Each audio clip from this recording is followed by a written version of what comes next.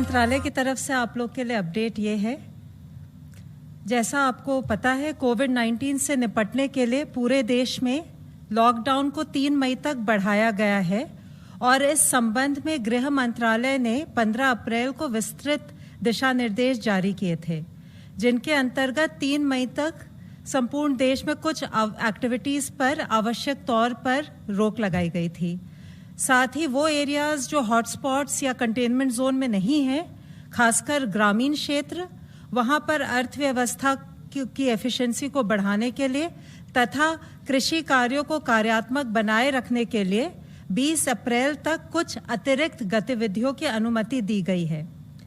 इसी श्रृंखला में गृह मंत्रालय ने 21 अप्रैल को अपने पत्र द्वारा सभी राज्य सरकारों को स्पष्ट किया है कि सीनियर सिटीजन्स की बेड साइड अटेंडेंट और केयर गिवर सेवाएं एग्जेम्प्ट सर्विसेज हैं।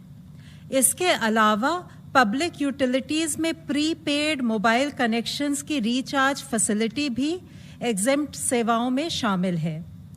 ज़रूरी वस्तुओं की उपलब्धता को ध्यान में रखते हुए यह फिर से स्पष्ट किया गया है कि शहरी क्षेत्रों में स्थित खाद्य प्रसंस्करण उद्योग जैसे milk processing units, bread factories, आटा और दाल मिलों को भी छूट प्राप्त है। गृह मंत्रालय ने अपने 21 अप्रैल के आदेश द्वारा बीज और हॉर्टिकल्चर प्रोड्यूस के आयात निर्यात संबंधी सुविधाओं को, कृषि और हॉर्टिकल्चर के क्षेत्र की रिसर्च संस्थाओं को तथा मधुमक्खी उत्पाद एवं शहद संबंधी आवाजाही को छूट दी है।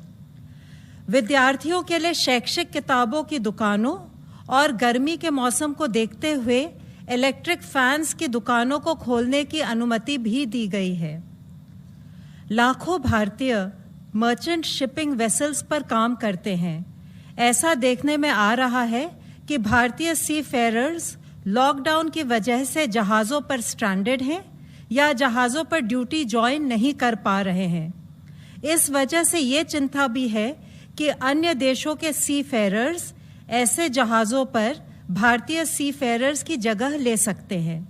इसको मद्देनज़र रखते हुए सरकार ने उनके साइन ऑन और साइन ऑफ के लिए 21 अप्रैल को एक स्टैंडर्ड ऑपरेटिंग प्रोसीजर जारी किया है।